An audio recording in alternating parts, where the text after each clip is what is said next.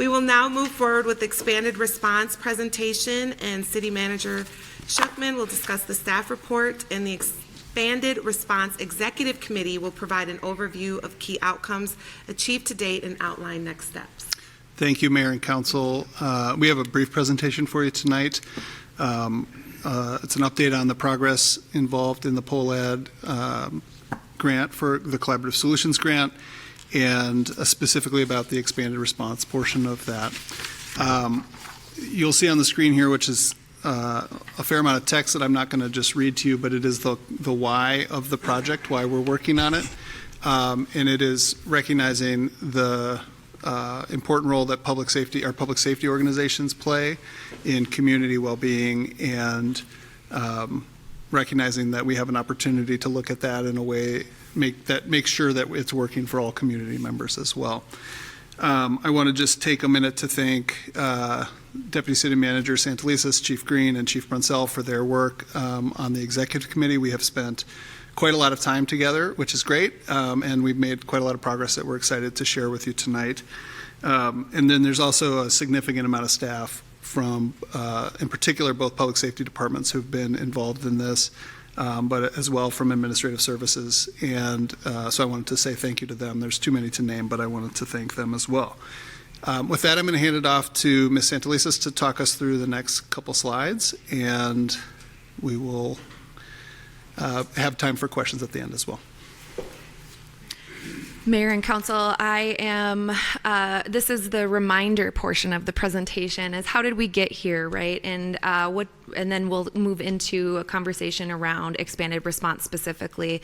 So Collaborative Solutions is the name of a shortened part of the name of a very long grant that the city received in 2021, $250,000 to do some innovative and transformative work to traditional approaches to public safety.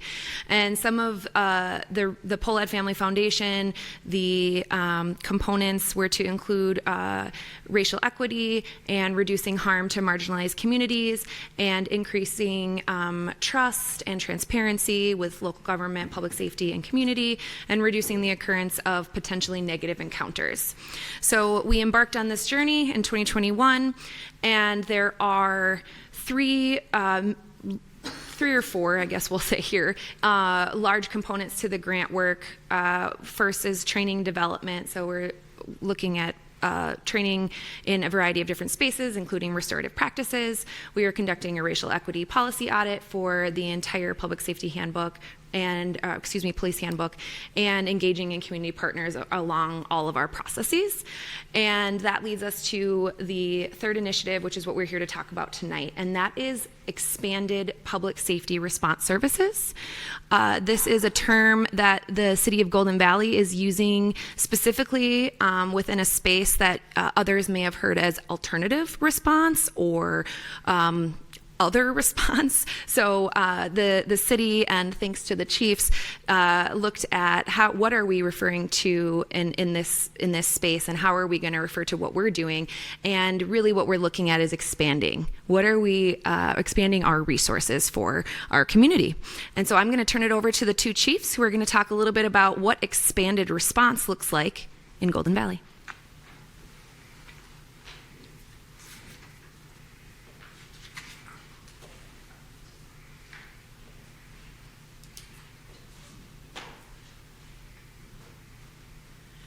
Thank you, Mayor and Council, for having us tonight to talk about this. So expanded response is something that can mean a lot of different things in a lot of different cities. And what we're really looking at this as a way of looking at what we do, recognizing that our first responders, both police and fire, have been asked to do more and more over the past years. Call volume continues to increase dramatically. We're called for more and more different types of incidents that we're being asked to respond to. And as that demand on our public safety continues to increase, we recognize that there may be other ways to better serve our community other than just using police and fire. We do a lot of really fabulous things in this community. We're very proud of our police and fire departments, but we also recognize that there may be times when sending a police officer or a firefighter isn't the best solution. We also recognize that there are communities within Golden Valley and everywhere that have an increased likelihood of having escalating encounters with public safety and lower outcomes, including BIPOC communities, people with developmental, intellectual, physical disabilities, people who are experiencing mental health crises, and people who are gender nonconforming, transgender, LGBTQIA, Two-Spirit Plus folks. So we really want to look at how can we best serve all of our people, especially those traditionally marginalized communities. Very briefly, I just want to share one of the big whys for me on why I want to do this. I read recently a quote by Desmond Tutu. It was actually a book I was reading talking about mental health for first responders. And the quote reads, "There comes a point when we need to stop just pulling people out of the river. We need to go upstream and find out why they're falling in." Our police and fire are very good at pulling people out of the river. What we need to do, and we don't always have the time and resources to do, is figure out why they're falling in and how we can stop them from falling back in. And that is my vision for what we're doing with community, or with expanded response. Man, she said a whole lot, right?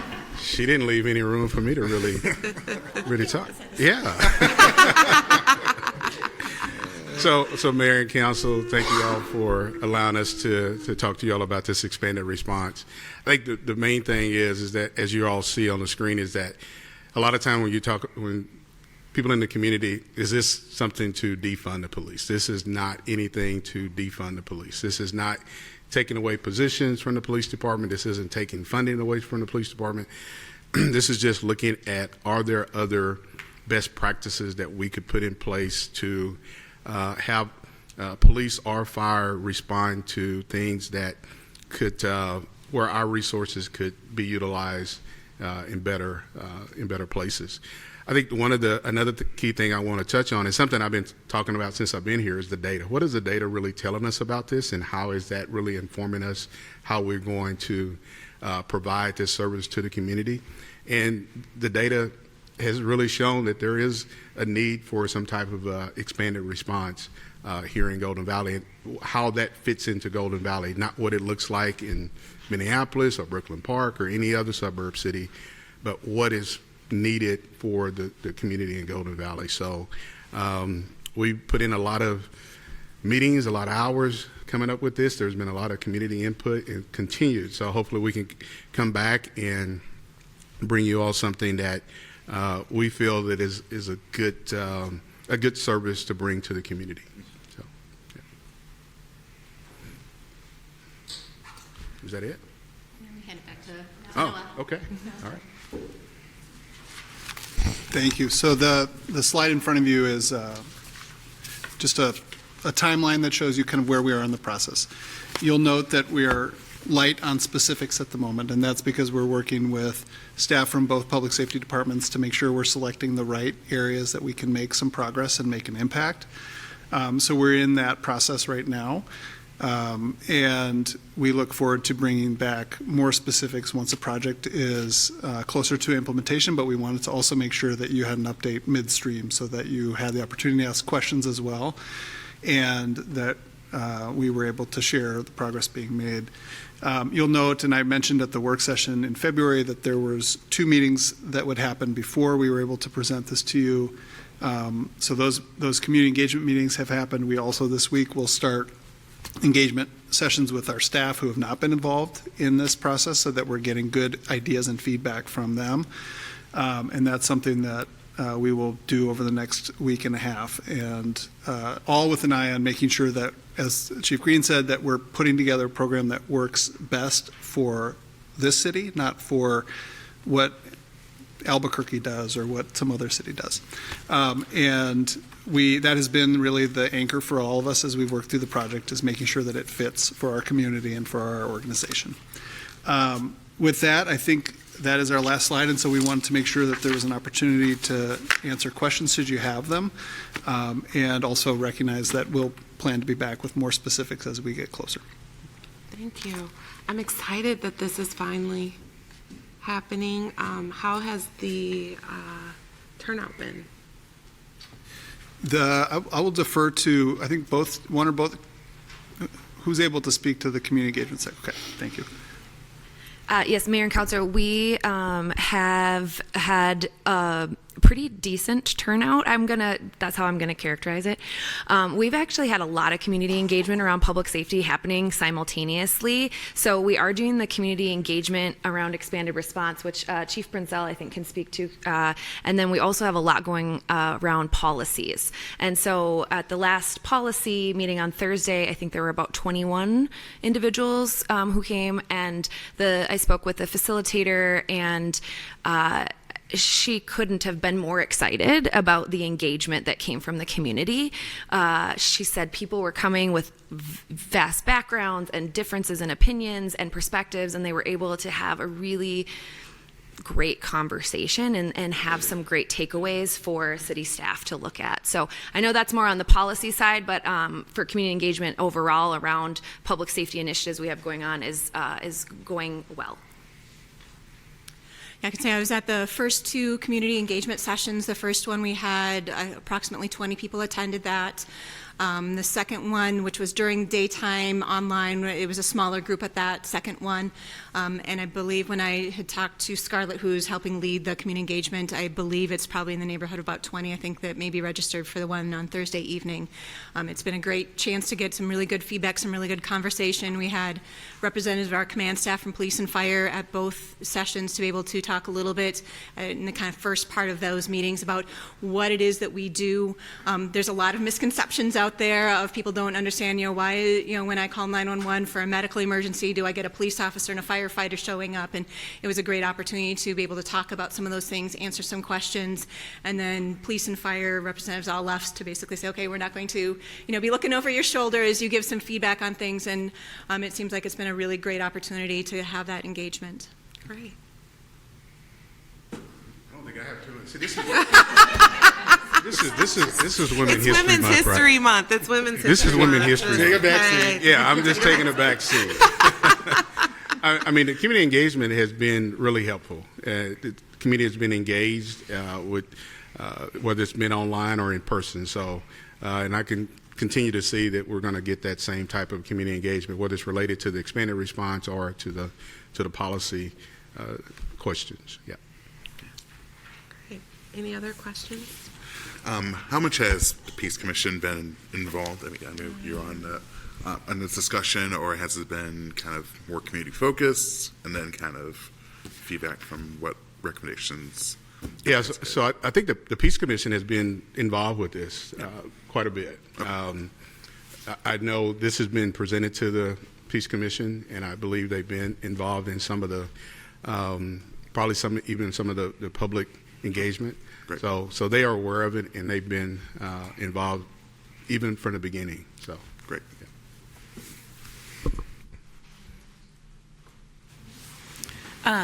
Thank you very much, and thank you to all of the staff for this update.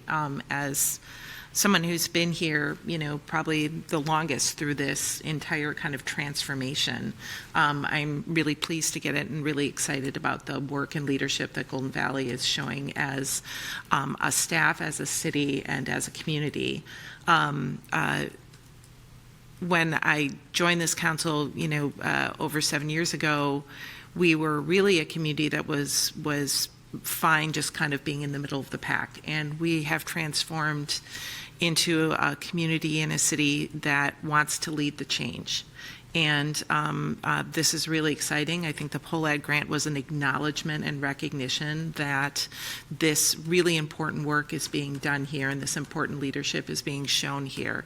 And so I just wanted to express my appreciation for, I know, the hours and hours and hours of work that you all are putting in, and the deep community engagement, which again, transforming, I led the process to transform the Civil Service Commission into the Peace Commission, and really leading this process where we have deep community involvement in the policies and the decisions and the way that we do things in the city has been another really positive transformation. And I'm excited about this. I appreciate the work, and I look forward to further updates.